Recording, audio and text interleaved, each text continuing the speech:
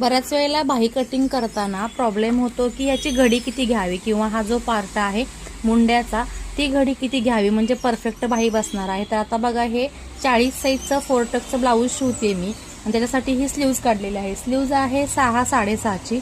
त्याची रुंदी किती घेतलेली आहे ते आपण पाहूया। म्हणजे ही स्लीव्ज जोडल्यानंतर इथे मला परफेक्ट आलेली आहे, कुठेही कमी जास्त झालेली नाही आहे। बघा जेवढं मी इथे काढलं होतं रुंदी घडी किंवा रुंदी म्हणू शकता तर ती परफेक्ट आलेली आहे।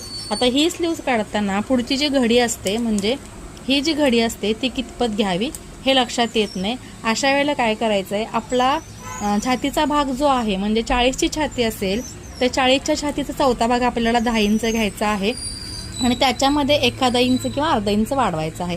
तर आता मार्जिन सहित आपल्याला ही स्लीव्ज निघणार आहे।